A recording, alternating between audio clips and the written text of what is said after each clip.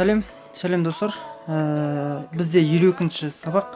Жаңа Photoshop түрі. Бүгін мен аяқ асты шығарып отырмын бұны. Және де соңғы кездер менің осы Photoshop істегенде көзім ауырып жүр. Достар, сіздерге Photoshopта ұзақ отпауға кеңес берем. Себебі бұл мен бір жерден оқыдым. Зиян дейді. Білмеймін, бірақ бұл өзіме ұнайды. Қанша жерден зиян болса да. Окей, ары қарап жалғастырайық. Бүгін бізде Photoshop, яғни өткенде мен қыздар керек деген едім фотоға түсуге. Сол қыздардың арасынан мен фотосы ашық тұрған, яғни фотосы көрініп тұрған букадан таңдап алған бір қыздың суретін. Осы суретті түсіп беруді сұраған болатын. Осы сурет келді. Окей, енді бастаймыз. Әлде бізде қыздардан іріктеу болып жатыр. Добавить фото. Тура осылай суретке түсесіздер. Суретке түсіп тәсілін бірінші суреттен көрдіңіздер. Окей, аламыз осылай. Енді осылай қойып, үлкейтіп, астындағы қоюлағышты азайтамыз. Тура рамка деген Photoshop білесіздер, рамканың ішіне рамканы салу. Тура сол сияқты қарап жалғасады бұл. Жан-жағында қазір мен сіздерге ішіне қоюдың екі түрін көрсетемін. Қазір бірінші түрі бұл. Қоямыз, қоюлағышты азайтамыз. Турлап қойып аласыздар да. Окей, қазір тоқтаңыздар. Так. Болды. Жоғарыдағы мінекей, қазір өшіргішті көрсетейін сіздерге. Мінекей енді точно болған сияқты. Өшіргішті аламыз. Жоқ, мінекей жоғарыда өшіргіш тұр. Осыны дұрыстап көрсетпесем, біреулер қайдан өшіретінді кейде түсінбей жатады. Окей, бұл бірінші түрі. Екі шетін өшіріп шығасыздар. Тура рамканың екі шетін өшірген сияқты алдыңғы сабақта.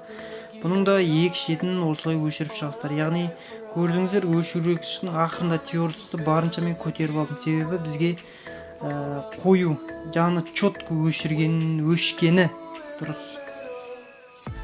Мінекей кетіп жатыр. Дәл осылай жан-жағын өшіріп шығасыздар. Четко өшіріңіздер достар. Енді суретке түсудің әр түрі бар. Бұл ешқандай керекті фотоны қажет етпейтін. Сол тұсына қуанам. Сол тұсын айтмаған. Окей, мінекей бізде бітіп қалды.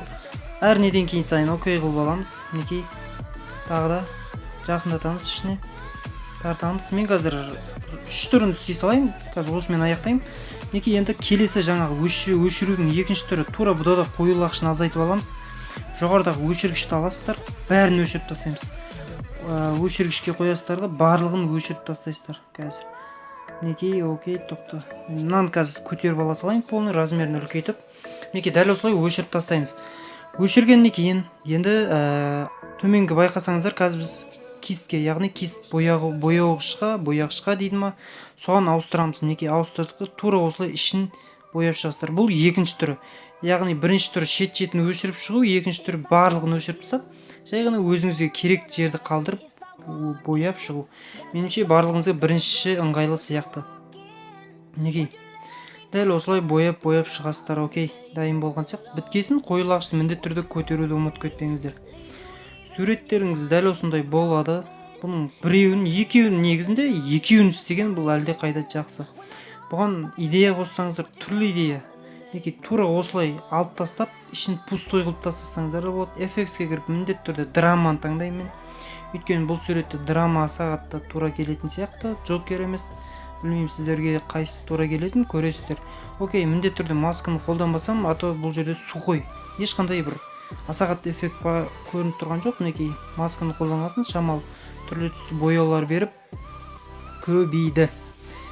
Сіздерге ұнат деген ойдамын. Осымен біздің фотошопымыз аяқталды. Мінекей мен қазір екі-ақ қана түрін жасадым. Сіздер тартып, мінекей тағы да үшіне осылай жасай берсеңіздер болады. Мінекей қазір сіздерге менікі бастысы түсіндіру. Мен бір жерден идеяны көрем, және де өзім сол жұмыс қалай жасалғанын барынша бір күндей отырып ойланып, былай да былай істеп көрем. Соңында осылай жұмыс жасаймын. Интро үшін Олжас есімді жігітке үлкен рахмет. Интро ұнады. Hoştaskan